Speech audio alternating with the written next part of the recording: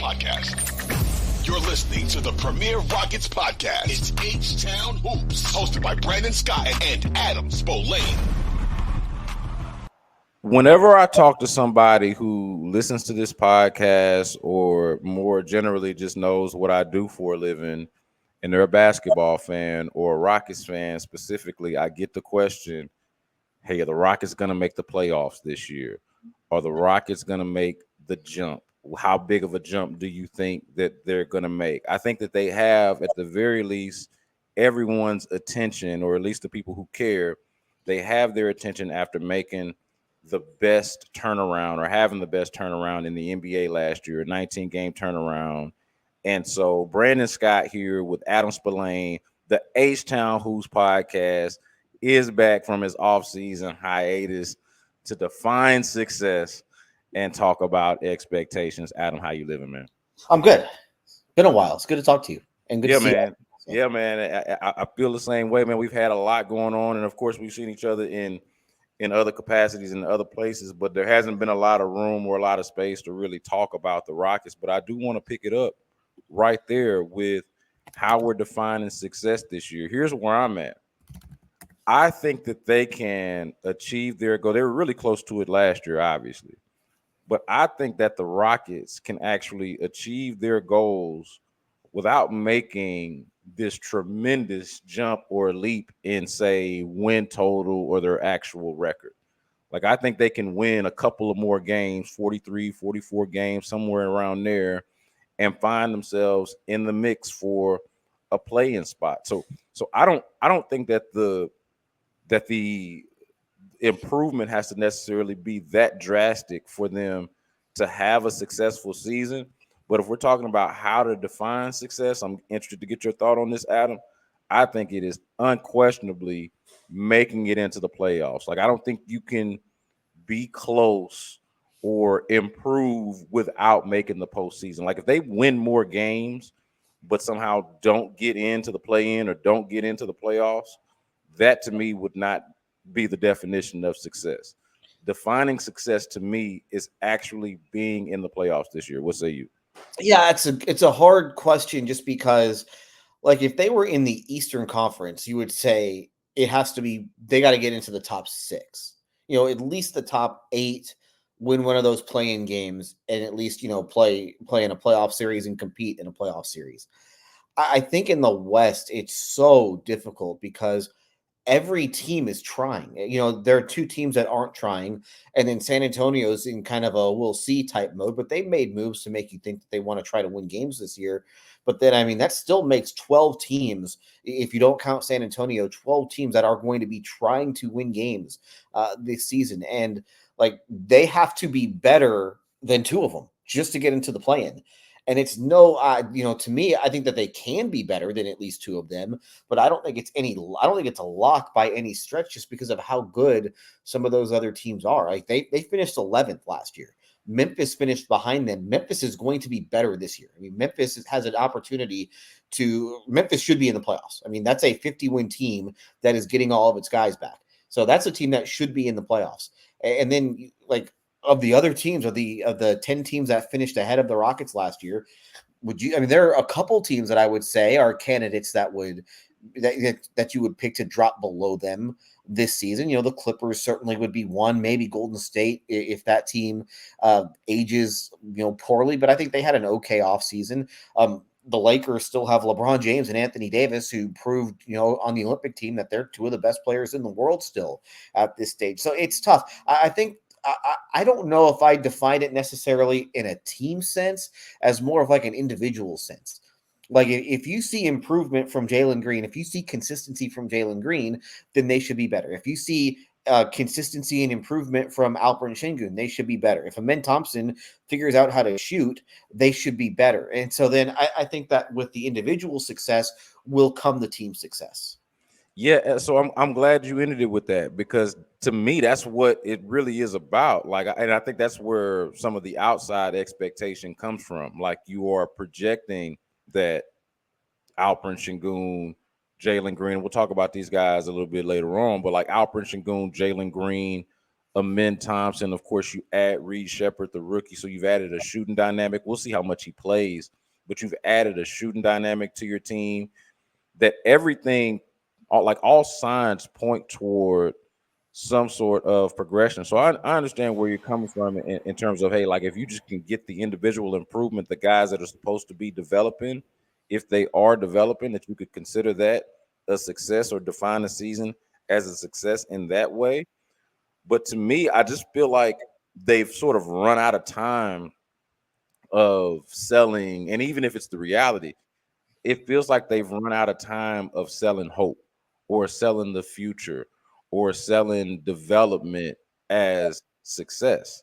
Like at this point, it feels like, especially after you've kind of set the table or set an expectation after last year, what was possible in terms of improvement. Now it's like the only next step as a team, and I think that's what people care about ultimately. The only next step as a team is for all of this to come together, and at the very least, result in you in the play-in with an opportunity to be in the playoffs. And your point about being in the West versus the East is a good one, but I don't know how much they can rely on that because you're in the West. You've been in the West. It's not like being in the West or the circumstances of the West have caught you off guard. You're building your team in the West and always have been. So that I feel like should have always been in mind.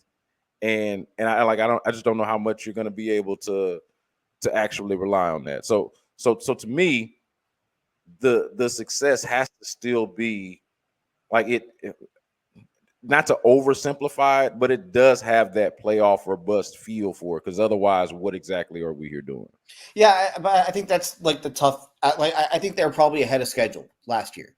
Like I don't think anybody thought that they were going to go 41-41 and be the last team to miss out on the play in the Western Conference. And so, like, let's put it in this respect. Let's say Memphis doesn't have the season from hell. Let's say that Morant does. He serves his suspension.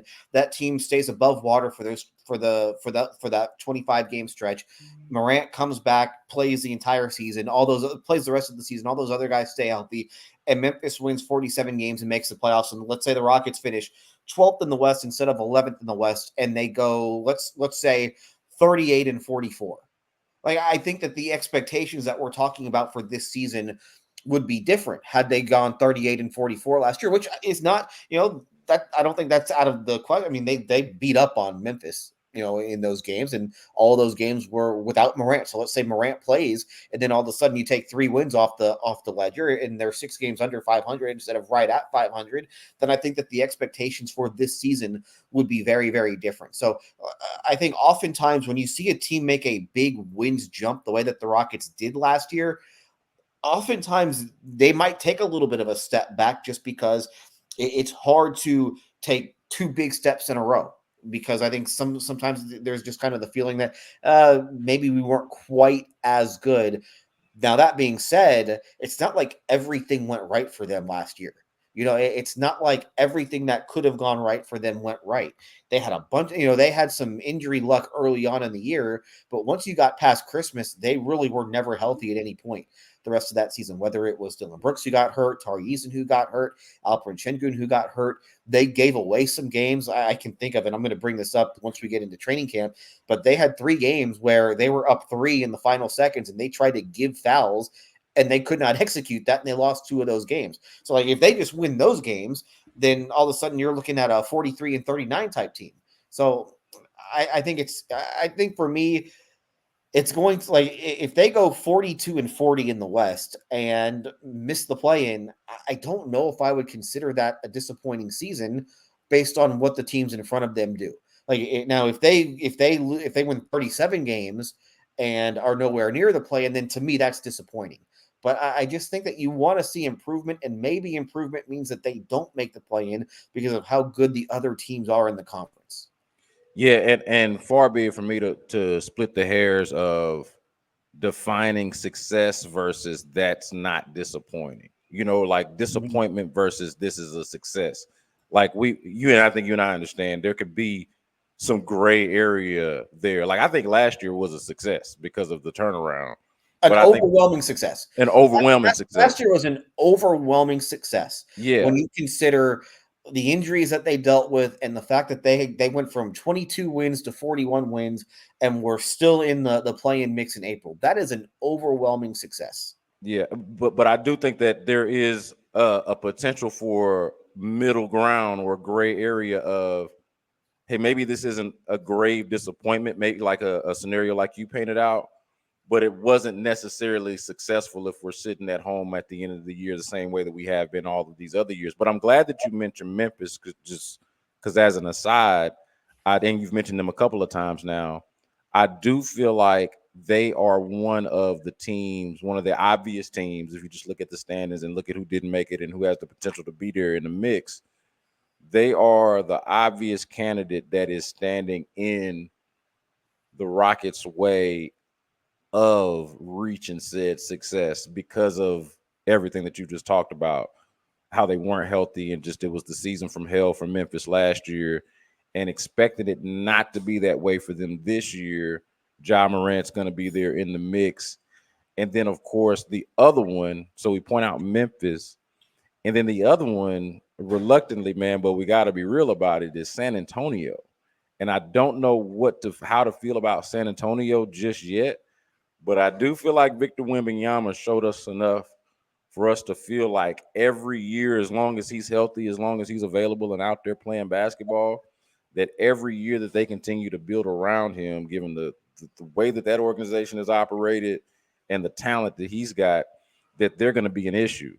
So between the Spurs and, of course, the Grizzlies, those feel like the two biggest candidates of standing in the way of the Rockets achieving this arbitrary success that I've tried to define. I mean, Memphis finished top 3 in the West the last 2 years, before this past season. So, I mean, to me, that Memphis is closer to fighting it out for home court in the first round than they are the play-in, assuming all those guys stay healthy. So I put Memphis right now in maybe even 2 tiers above where the Rockets are at this point. To me, the Rockets are back in that tier with like New Orleans and the Clippers and the Lakers probably, and Golden State and Sacramento and San Antonio in that group. So that's the group that you're really focused on. Just to me, I think that Memphis is just in a different class if all those guys stay healthy. And to me, that's obviously a big if. But again, that's what's so tough about the Western Conference. And that's why, putting the success on having the success of your season ride on whether or not you get into the play-in or the playoffs is tough, just because there are 15 teams in the West. At least 12 of them are trying to win, and they may very well be better than you. And then there's that other team in San Antonio that might be trying to win. We'll have to kind of wait and see, but their ceiling is so high because of how good their best player could actually be. So that's why they're in such a tough spot. And that's why, to me, it's more going to be about there are 2 things that I think are going to be important for them: individual success of certain guys, and then can they really start to figure out what their team is moving forward? Because they got a lot of guys, and Tillman Fertitta mentioned this yesterday, they're the deepest team in the NBA. I don't know if I would go that far, but they are very deep, and they're going to need to pare this down a little bit because they can't, they're bringing back, think about this. They are bringing back their top 12 guys in minutes played last year, top 12. And then they're adding Reed Shepherd and Steven Adams to that mix. Like, that's absurd. I don't think it is very possible that's never happened before. Yeah. So just to be clear on the point about Memphis, I just mentioned them as part of the numbers game. Like I agree with you in terms of what their ceiling is versus some of those other teams that you mentioned. I just mean in terms of the teams that didn't make it and that can make it this year. They're the obvious one, and I agree with you of where they are. But on this thing about what Tillman said about them being the deepest, first of all, I don't agree. But also, can we just establish right now that depth is good, but like depth in and of itself is good, but depth does not necessarily mean good. Like just because you're deep does not mean you're good, even though it is good to be deep. Does that make sense? Well, depth is great until you have to use it, basically. Right. That's what I'm saying. It's like, don't tell me about how deep you are. Tell me about how good you are. Right. But I think it's so tough because they've drafted so many guys, and they brought in the veteran free agents last summer, And, so they got a lot of guys. And I think there are a lot of guys who you look at their top 12. I think most of that top 12 would be in the rotation of most teams in the league at this point. Like, maybe Jeff Green is in a rotation on an NBA team's rotation at this point. But, for the most part, that group, they would play for just about anyone. They may not start for everybody, but they play for everyone. And that's what I think is going to be that's why I think they really need to figure out who are their like top 8 guys moving forward. I think that should be the goal of this season, is to figure out who that top 8 is going to be. Yeah, I would say, aside from just the turnaround itself, the biggest success story so far about the team, like just as we stand here right now, is that they've got a team full of credible NBA players. And that's not something that you could have said about the Rockets throughout the entire time of this rebuild, since the last time that they were actually good. So, the last 4 years or whatever it's been, you could not say that about their team, that they've got a team full of actual real live credible players. I want to get to this, and it's the perfect transition because you kind of touched on it a little bit when you mentioned, bringing back their top 12 players and the individual success being a part of the way to define success, and then also finding their identity. Maybe like nail down one, or let's just key in it on it a little bit more, because I'm interested in what you think is the main key to progress, like the main key to progress for the Rockets. And we can get away from the minutia of exactly how you define success or progress. Just make it how you define it. The main key to that, like I've got a very simple one, because of some of the things that you've already mentioned. Like, they're bringing back basically the same team, just adding a rookie and a vet in Steven Adams, a rookie in Reed Shepherd and a vet in Steven Adams. But to me, the main key to progress would be health. Like, I feel like I can make a real credible argument to you, Adam, that if Alperen Sengun doesn't miss 19 or 20 games or whatever it was at the end, and you don't lose Tari Eason for that long stretch, that this is a better basketball team, a deeper basketball team, and perhaps one that does make the play-in. I mean, we'll never know, but you could make that argument. I think one of the main keys would be for that injury luck that they had early in the season to be kind of scattered throughout and balanced out a little bit better, to where they're actually a healthy team. Because I think there's going to be some natural progression if they can just stay healthy. They use, and I can't remember exactly because I wrote this at one point. They used 2 starting lineups the first 27 games of the year, something like that. Like, their main starting lineup was able to start 26 of the first 27 games, and then Dylan Brooks got hurt, and Eason wasn't starting, but then Brooks got hurt. Van Vliet missed a little bit of time right before the All-Star break, and then there was the Sengun thing. So they were just like shuffling guys in and out of the lineup, especially by the end of the year. Now, listen, injuries happen in this league. Like, nobody is keeping their team together the entire season, especially just with the way the league is now.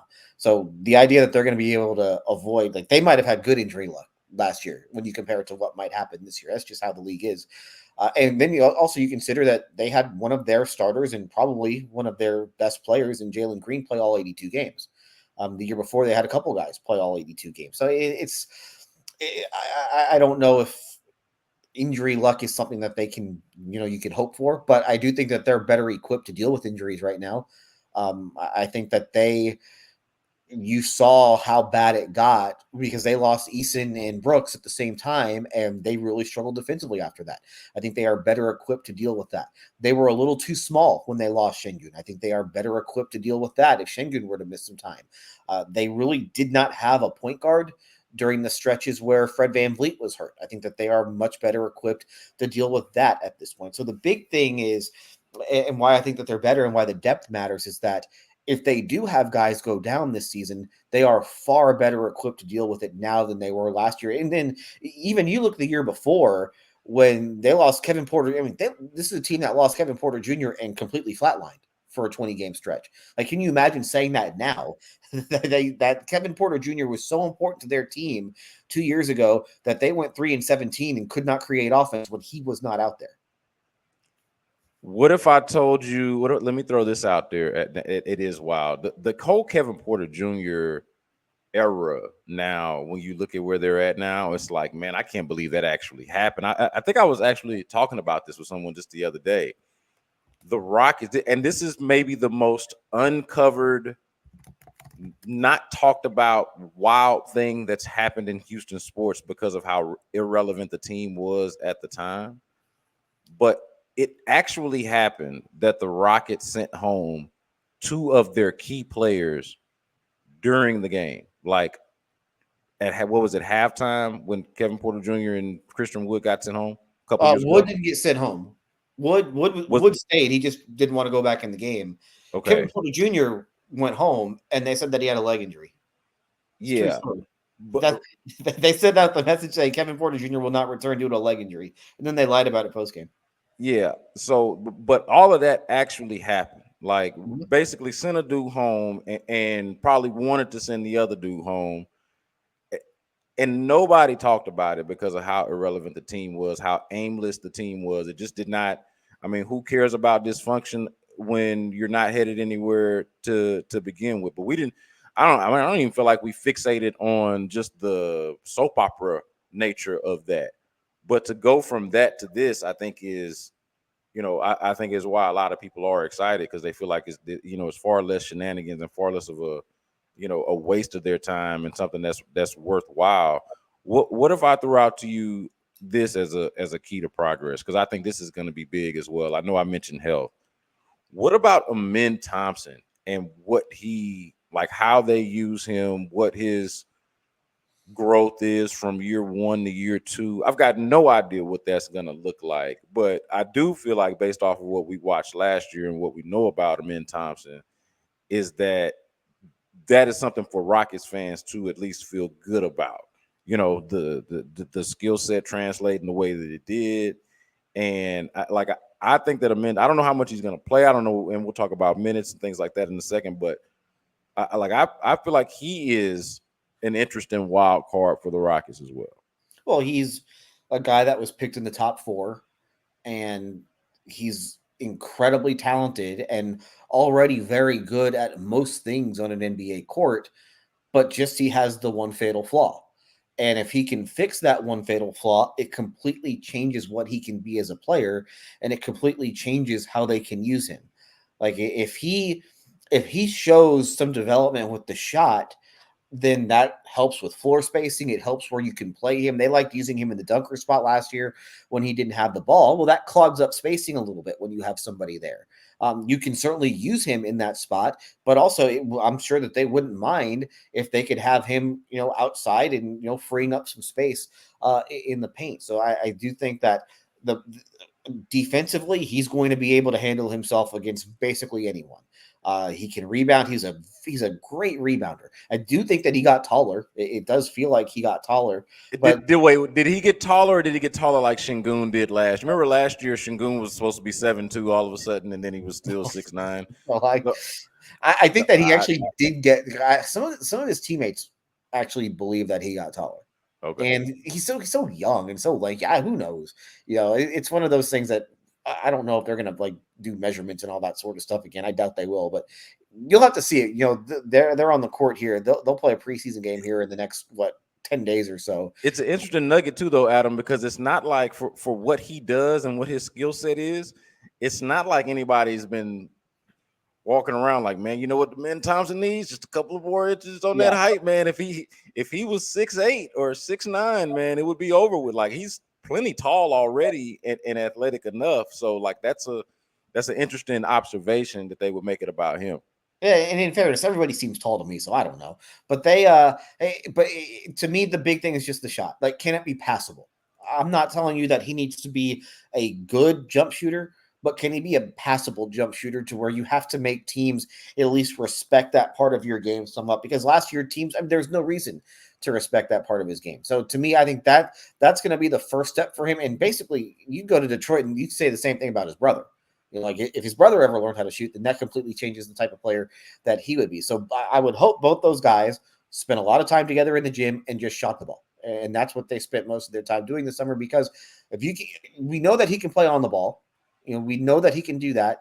Can he be off the ball and be a threat on the perimeter. Like, to me, I think that changes the whole trajectory of him.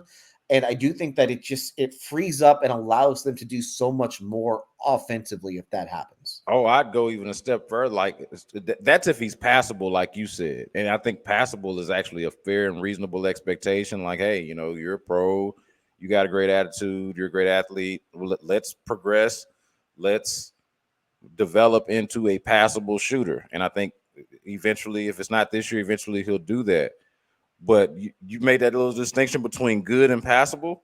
Like, if it gets good, I think that is the difference between him opening things up the way you just described and actually being the best player on the team. Like, if he's a good shooter, then all of a sudden it doesn't just change what you can do around him or with him. To me, it changes exactly like how you build your team. Like, to me, you're talking about a kind of a more of a franchise player if he's actually able to shoot. Now, it's a lot to ask to go from not being able to shoot at all to being a good shooter. So I'm not saying that that's gonna happen, but to me, he is a credible jump shot away from actually killing any of the debates that we're about to have about who's the top player on the team. And I know we're gonna try to figure out, they want to try to figure out who their top 8 is. You mentioned that as one of their goals, if not their top goal this year. But if he had that, I feel like that there will be a much clearer answer to who your best player would be, because he basically has not too many other weaknesses in his game at all, if any. No, I think that's probably the biggest one, and that's the Achilles heel right now. Defensively, he's great. He's a great rebounder. He's an incredible athlete. He can make shots in traffic. Like, that's the one part of his game that's missing, and it's just really bad. It just was really bad. I don't know what it is now. It was really bad, and that's probably one of the biggest things that you need to. That's the one skill that is probably most important in today's NBA, is just that tool, is the shooting tool. So if he fixes that, if he becomes, like he said, he was horrific last year. You're not going to go from horrific to good in the span of 6 months like that. There's some steps that come with that, but if he can just get to passable right now, it changes a lot of things. So these things did not happen at the same time last year, but they did happen.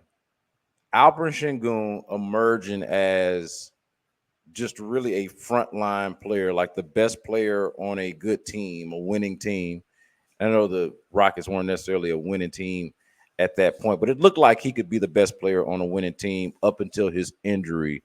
And then after his injury, Jalen Green had that stretch there where he played absolutely out of his mind and looked like an all-NBA type of player. So both of those things happen somewhat, I would say, separately, even though I think that was probably more coincidence than people want to give it credit for, but it did happen separately. What do you think? What's your level of anticipation of watching the Sengun Green fit? This is something that we've talked about before, and I don't think either of us buy into the notion that these guys can't play together or that they're not a good fit, which you probably will see in some pockets on the internet. We don't believe that. But when you talk about their fit, after you talk about their progression from last year, it is something to watch and something that I think is intriguing for two players that came in the league at the same time, both up for extensions, and seem to be making and taking leaps in their game. Yeah, I do want to dispel the notion that they played their best basketball when Sengun was hurt, because that wasn't the case. They played their best basketball in the fall when Sengun was playing at a really high level. I do think that they went on the winning streak. The winning streak started before Sengun got hurt, and obviously it continued after he got hurt. But they had a very friendly schedule, let's say, during that stretch. I think that the stretch in, I guess it was probably November, December, that was probably the best that they played, and a lot of that was Sengun. I think there's no question that those two can fit together. You've seen it where they can be a really good pick and roll pairing. They had a lot of success with that over the last 2 years, with Jalen Green as the ball handler and Sengun as a screen. I think that can certainly work. It's just, I think the big thing for Green is that he got a little bit passive when Sengun was on the floor. And I think that as a team, they played a little slow last year. And I don't think that necessarily fits what Jalen Green is best at. If Jalen Green is going to be on the floor, you need to play fast. Like, you need to play at a very fast pace. And that was what was so different about them after the All-Star break last year, was that they went from one of the slowest paced teams to one of the fastest paced teams. And that's when Jalen Green excels, when the game is played at a very fast pace. I don't think there is any doubt that they can play fast with Sengun on the floor. And I think that's the thing that they really need to focus on is, hey, if we get a defensive stop and we get the defensive rebound, push the ball up the floor and let's get some early offense. If it's not there in transition, then we can slow it down and then we can dump it to the big guy and let him go to work. Like, I think that is a good way to use both of their strengths together, is to play fast when you have those opportunities. And if the game slows down a little bit, then you can give the ball to Sengun. Now, the big thing that they've got and this is on Green, can he shoot? It's about the shooting for him. Can he be a consistent 3-point threat? Because when he was struggling last year, when Sengun was on the floor, he was not making shots. He was 32% for a good portion of last season up until he got hot in March. So that's going to be the big thing for him. Like, I think that I don't think he has any trouble fitting with Alperen Sengun if he's able to make threes, because Sengun's going to create that shot for him. Like, that's going to be there. Can he make that shot consistently? Can he avoid the turnovers? He got a little turnover happy last year. Can he take better care of the basketball? And can they, as a team, and a lot of this is on Van Vliet, can they play at a faster pace when Sengun is on the floor? I think that if they can do that, there's no question that those two can play together. Yeah, and I don't see why they wouldn't be able to do it. It's also another reason why Amen Thompson is fascinating, because he helps with that as a rebounder and somebody who can help them push the pace. And one of these somewhat positionless types of players, I think he helps in that kind of in that mix as well. But I am intrigued by this, Adam, more than anything, because this now is the year. Like, this is the year where we find out, kind of going back to your earlier point about finding out who your top 8 guys are. I think that's a good point. I think that is something that they're trying to figure out.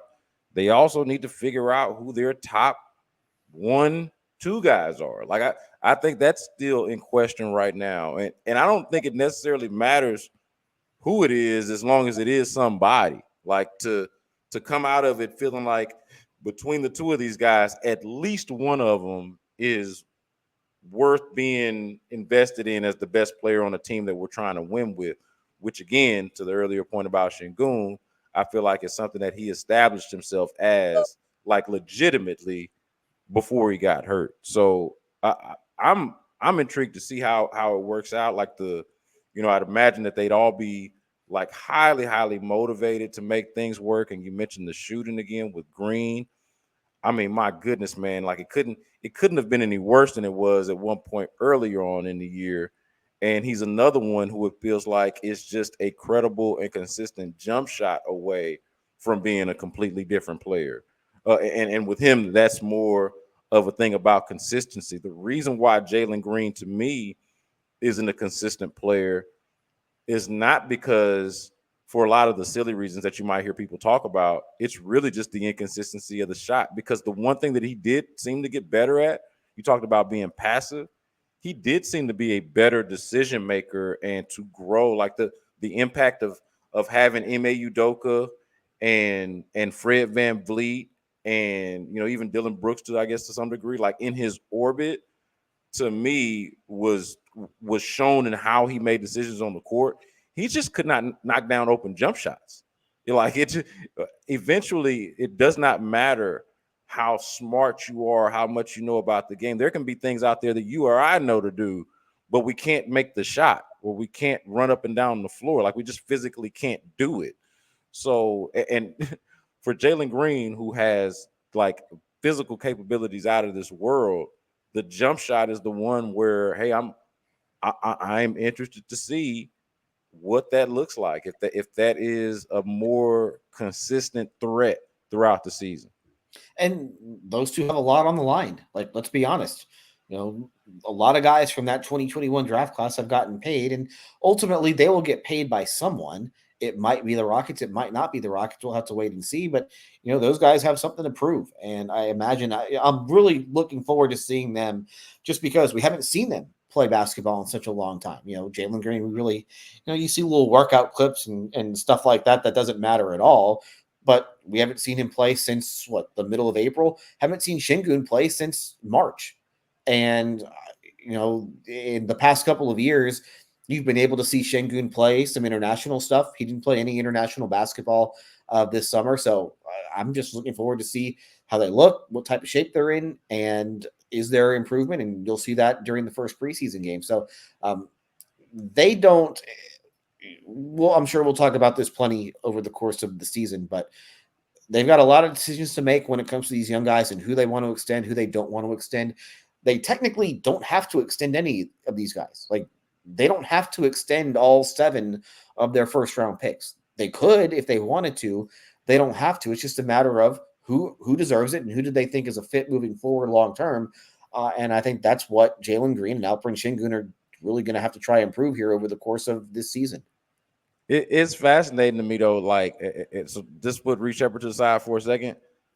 That 4 of what we had known before as the core 6, 4 of the guys in the core 6 are guys who I just want them, and I probably shouldn't include Jabari Smith Jr. in this, but I'm going to include him anyway because that even his shot has not necessarily lived up to the expectation. He's a better shooter than those other guys, I would say. But overall, from Jalen Green to Alperen Sengun to Jabari Smith, like all of these guys, and of course, Amin Thompson, all of these guys, it's like, man, if we could just make you a more consistent shooter, a more consistent outside shooter, boy, could we open up some things in your game? Boy, does it change the conversation around you as a player? Which actually brings me to Reed Sheppard. I know I said put him to the side for a second, but let's bring him back. Reed Sheppard, if he doesn't play his way onto the court, and I think that he will, if he doesn't play his way onto the court, could he at least be like an assistant shooting coach? Like, do you think Reed Sheppard's shooting acumen at the very least can rub off on the rest of these guys, the rest of the core, and help? Like, hey, y'all go work with Reed for a little while and work on that jump shot and see if it rubs off a little bit. Because to me, that is one of the more fascinating things to watch is like how do they use Reed Sheppard? How does he not play his way onto the floor, considering that he offers a thing that not many guys on that team offer? Yeah, I think for him is, can he hold up defensively? I think ultimately that's going to be the question for him is, can he hold up against bigger guys? And listen, he's going to be targeted all the time defensively. They are going to go after him every single time down the floor, and just like, how does he handle it? And you heard Ime Udoka talk about how his mom would always talk about don't be soft, and so that's going to be the big thing for him. I do think there are certainly ways for him to get minutes, just because I think that he's probably right now going into camp the backup point guard. Maybe that's the case, maybe that's not the case, but I do think there is certainly I do think that he will have minutes set aside for. I don't know if set aside is the right way to put it. Well, hold on. Shouldn't he be though? Like, because I saw you like the backup point guard question mark. I feel like he should be, and if for no other reason, because Amin Thompson could be in theory the backup anything. Yeah, exactly. Like that's the luxury of him being the player that he is. That Reed Sheppard, if granted, if he can do these things that you're talking about, like not be a cone out there and not be a liability on the defensive end, shouldn't he be the backup point guard? I say backup point guard mostly because I think that's probably the only position that he can guard, at least right now, because of the size. Like, Amin Thompson can guard anyone 1 through 4, and he could probably guard centers if you needed him to. I don't know if Reed Sheppard, like, I think that's one of the things I want to look for. Can you play Reed Sheppard and Fred VanVleet together? Like, I think you're asking a whole lot of those two little guys if you want to try and do that. That's why, to me, I kind of would have Sheppard in there kind of as that backup point guard, and maybe he's not. You And know maybe what's interesting? If Reed Shepard turns out to be, just talked about how his mom and Ime Udoka talked about him not being soft, don't be soft. If Reed Shepard has any of the dog in him that Fred VanVleet does defensively, then it's kind of interesting. I mean, I'm not saying he does, obviously, but if that rubs off on him, or if he can be anything close to that, it makes it a kind of an interesting proposition. You probably still don't want him out there at the same time, but it does answer the question of, hey, can he hold his own defensively? And even if he can't hold his own defensively, it's not necessarily, it might not be because he's soft. It's just that he's 20 years old, and 20-year-olds aren't necessarily the strongest guys in the world, and they aren't the most, physically developed guys in the world. Fred VanVleet's 30 at this point, so he knows how to hold up. He knows some of the tricks, and Fred VanVleet played with Kyle Lowry for a long time. Who knows the tricks better than Kyle Lowry? And I'm sure that rubbed off on VanVleet. Now that'll rub off here on Shepard a little bit. So it's a very interesting dynamic between the two. It's interesting just to see how those minutes get deployed. And it was interesting last year because Aaron Holiday is not a big guy either, but they did have Aaron Holiday and VanVleet on the floor together. Now, again, two older guys who know how to probably play up physically than maybe their size would indicate. I want you to be honest about this, man. Do you really honestly believe that Fred VanVleet was ever a child?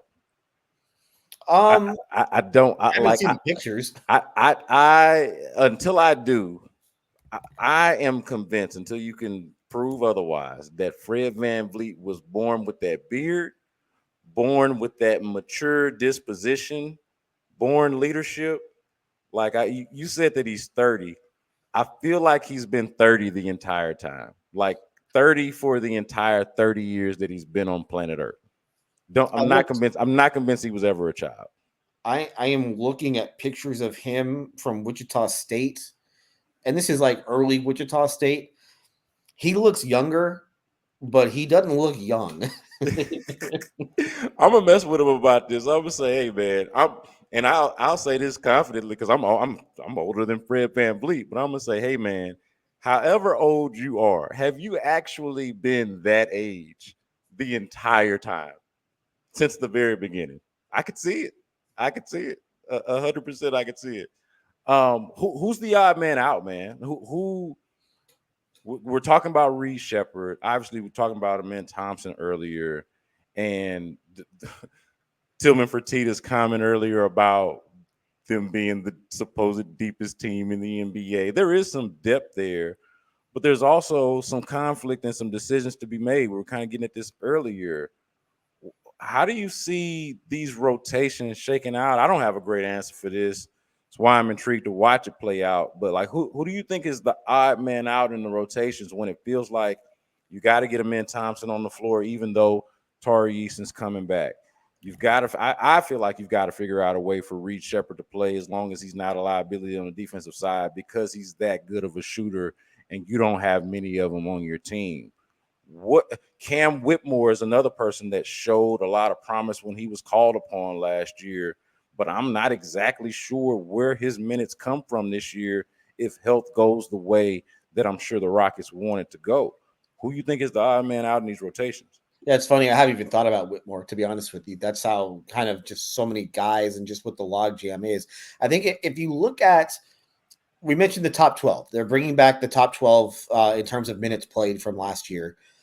And like VanVleet's going to play, Sengun's going to play, Jabari's going to play, Jalen's going to play, Dylan Brooks is going to play, Amen Thompson's going to play, Tari Eason's going to play. That's when, once you get past 7, I think that's when you can start to say, okay, this guy might not get the minutes this year that he was getting last year. I think Whitmore still plays. I don't necessarily know how that looks, but again, the ceiling for him, the offensive ceiling is so high, and the fact that he can shoot and he's got good size, they will find a way for him to play. But once you get past Whitmore at 8, I don't think they want to play Jeff Green nearly as much this year as they did last year. Like, they leaned on Jeff Green, and Jeff Green is 38 years old now at this point. I don't think they want to be leaning on Jeff Green again. Aaron Holiday played a whole lot more than I think anybody could have ever anticipated he would have played. And then I think another odd man out is Jayshawn Tate. And I think that Jayshawn Tate got pushed out of the rotation last year, right up until everybody got hurt. But I think that if Jayshawn Tate is kind of your break in case of emergency type guy, and the same thing with Jeff Green, like I think that's what you want. I think you want guys like Tate and Green to be your break in case of emergency type guys. And both those guys know how to play. Both those guys now have been around. Both those guys have some versatility. So to me, I think those are the guys that are probably on the outside looking in when everybody's healthy. Do you think that Dylan Brooks? What do you think about the Dylan Brooks thing? Like, should his role essentially be the same as it was when he was signed and what it was last year, or is it a good sign for the Rockets? This is not a knock on Dylan Brooks. I want to be clear about that. My question is more so like, do you feel like it's a better sign for the Rockets if one of those younger guys is playing into Dylan Brooks' minutes, if that makes sense? Or is it better for the Rockets that Dylan Brooks is actually just the dude that they paid for and that not happens? Like, how do you view that? Because to me, there is going to have to be something's got to give there, I feel like. So Brooks played 31 minutes a game last year. I think if you're the Rockets, you probably want him maybe in the high 20s, maybe the mid 20s, because that allows him to be a little bit more physical. And I think the big thing with Dylan Brooks is that fouls become an issue because of some of it's on him, some of it's on how he's officiated. But if he can be in a role where he can go out and he can be physical and he doesn't have to worry about fouling out or picking up 3 fouls at the 10-minute mark of the second quarter, I think that's a good spot for him. I don't think they want to have to rely on him nearly as much this year as they did last year, because I think the other thing with Brooks, I thought he wore down the end of last year. And I think that the level that he played defensively at the start of the year to when he got hurt in December to the way that he played defensively after he got hurt to the end of the year, there was a big difference. Like, I think that you could have made an argument for Dylan Brooks being a first team All NBA, first or second team All NBA type guy the first 28 games of the season. And then I just think that he dropped off after that. So I think that, and he's not young anymore. Let's see, Dylan Brooks will be 29 this year, so he's not old. But like, I think that if you can rely on him less, then I think that that's important. And I think part of that will come with just Tari Eason being healthy, being able to play, and not being on a minutes restriction for those games where he actually is healthy. All right. You teed it up to get us on out of here, man. It's good to be. Let me just say that real quick, man.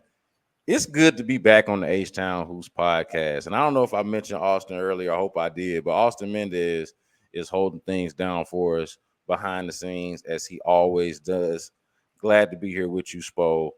But this is the final point that I want to make, because I think it's significant. Having Tari Eason back, okay, just the motor, the shooting, the defense, the rebounding, like the energy that he brings off of your bench, the fact that he can start for you if you need, like if you're having, like, to me, Tari Eason is the perfect player to have when guys start to get injured. So like it sucks that he would be the one that would be injured last year. But how would you describe, and I think you just did a little bit of it there, the significance of Tari Eason's return, and not taking it for granted, but just sort of the assumption that he's going to be healthy this year? What is the significance of having a healthy Tari Eason on this squad? Well, he changed their defense, and just his ability to basically cause havoc on the floor. Obviously, it helped their defense. We talked so much about like pace and them playing faster. Well, when you're creating turnovers, you're able to play a lot faster. And I think that he was a big reason why they were able to have some success just with their transition offense last year, because he got them into transition more. And I can't remember the numbers off the top of my head anymore, but their defense was at another level when he was on the floor. And they lost him and they lost Dylan Brooks basically at the same time. And their defense kind of fell off a cliff there in late December, early January. And obviously they never got Eason back.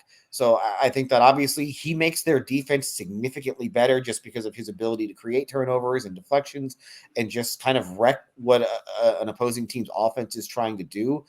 But when you're able to create turnovers, you're able to get yourself out in transition. That's easy buckets right there.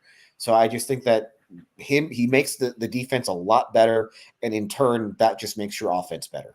Yeah, so Eason and Amin Thompson are similar in this way. You know how we talk about how they can sign extensions to all of their guys that they drafted, or none of them, or pick which ones they want, and then of course they got to decide what the market is, how much they're going to pay them, and all that. Those two are the only ones where, and Eason is probably in a separate category, because I think we do understand what kind of player he is. That he's definitely, a role player. But between the two of those are the two guys that I would say I'm surest about extending. I just don't know what the number is, because what their skill set is one that you want on any team on any timeline. Like, I don't care what your goals and aspirations are as a team, like what you think you are as a team, a championship contender, a playoff team, a play-in contender, a rebuilding team. I don't care what you are. Whatever it is, you want players like Amin Thompson and Tari Eason on the team. Period. Like in like no follow-up sentence after that. If Amin Thompson and Tari Eason are players that you absolutely want on the team. Whereas with Jalen Green, obviously is supremely talented. Alperen Sengun, supremely talented. But you're trying to figure out: am I building around this guy? Is this a supporting piece, or like what exactly is it that I'm exactly paying for? It's not that I don't want him on the team, but if I'm not building around him, do I want to pay him the amount of money or the kind of money that indicates that I am, or suggests that I am? You're making these kind of decisions about other guys, or have these other factors in the decisions that you make about other guys.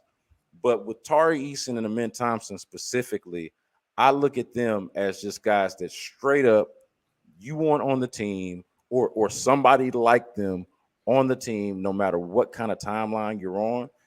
And I co-sign everything you said about what he brings to the table in terms of the defense, and then the underrated shooting ability. Like, I'm not trying to paint him out to be, Reggie Miller, or a Curry or anything, but he can knock down a shot for you as well. And I cannot reiterate enough, need as many of those guys who can do that as they possibly can. So I think it is a tremendous, tremendous help to have him. And then he's just fun to watch because of that motor.